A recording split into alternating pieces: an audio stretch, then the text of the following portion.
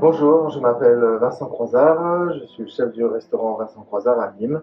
Alors les petits cakes salés sans gluten, ça marche. Cette recette, on peut l'adapter avec n'importe quelle purée de légumes en fait. C'est un petit peu le principe de base. Là aujourd'hui, on a de la purée de potimarron. C'est à base de farine de riz, d'œufs, de la levure chimique, quelques épices.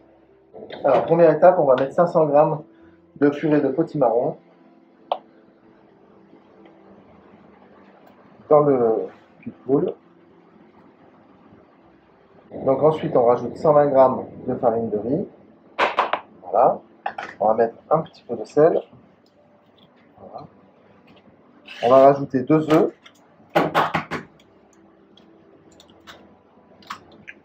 Et donc on va rajouter un peu d'épices. Là, c'est un mélange 4 épices. Voilà, muscade, poivre, cannelle, girofle. Un peu de poivre. C'est un poivre penja. Poivre africain. Pour finir, on met une cuillère et demie de baking, poudre à lever. Voilà, c'est tout bon, on n'a plus qu'à tout mélanger. C'est extrêmement simple. Et ensuite, on va pouvoir les mouler dans les petits moules en silicone.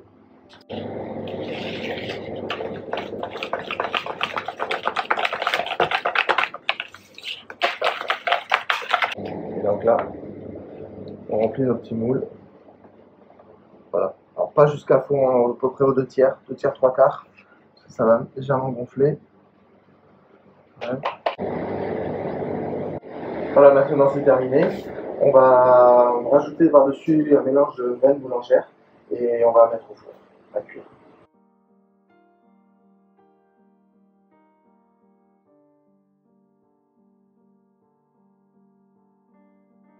Voilà, donc maintenant on va enfourner, le four est chaud pour une demi-heure.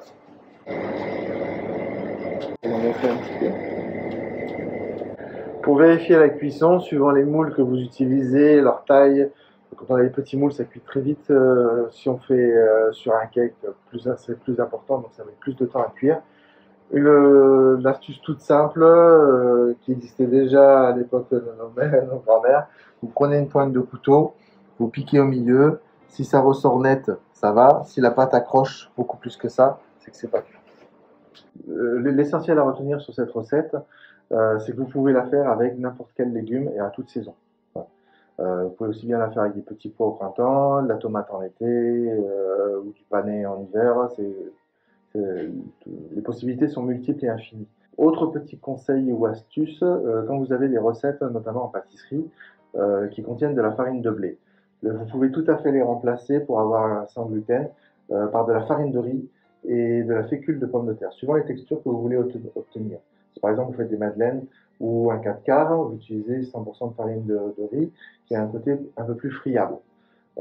Si vous avez besoin d'avoir des textures un petit peu plus élastiques, vous allez chercher donc du coup entre guillemets le gluten qui donne l'élasticité à la farine de blé. À ce moment-là, vous mettez de la fécule de pomme de terre qui vous donnera cette élasticité nécessaire. Maintenant, c'est à vous de jouer, donc envoyez-moi vos photos sur l'adresse de Garo Chef.